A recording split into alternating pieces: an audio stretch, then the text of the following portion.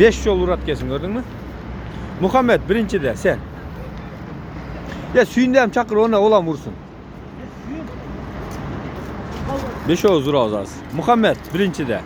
Ha. Kim gö uğratken? Ha dostum.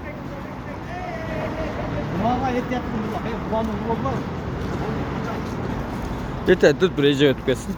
Ha. Ha dostum. Dadıl. Oh malades. 540 41 42 545 545 kanek kanek bu. Vay TV buna kolum böyle uğurtkan dem. TV 545 Muhammed. Suyun. Katı kuru vere. Dadıl. Abi yakın geldi kaldı. Yok sen giderli oldu. 385 86 87 387 suyun. This marsmende. Ben ağzımda koluma yüklendim aldım ama bilmeden. Kolundan bint paylan turatken boza mingden aşağı atken. He. Melis 3'te. Buna nereden vurdun mu orada? Ya koy kolunu. Böyle mi vaktin kutu kovasın? He. Melis palvan. Oh.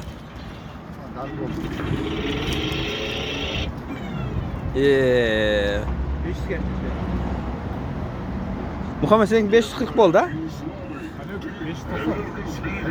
Ya bu hazır. Bunun arasında da burada aslında hazır hem. Burada bunu yakmıyor. Urucuyor ben bunda. 490. Melis Azizbek.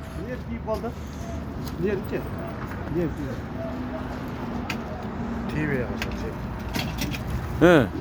Kanyak palvan. Başta kaldı, bitti kaldı buraya. Ha o da ikisi men urup var. O. He. Vah. Ya Muhammed'e jetmeye kaldın o da olsun. Kaça oldu mu? 540. Ben bunu başka bir 590'la da bayağı. Baya 540 la. Sonra kamerde bozuk var. Makarma attın ha tarttı. Güneş. Kengeş. Mirlan. Ulan da vursa ne olur ki? O sene vuru attım bile de bayağı ben yaktım.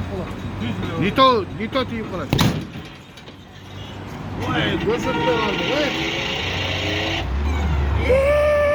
Rekor koydu bu. 5 saat. Bayağı tart koyun 590. Oldak var. Orada var.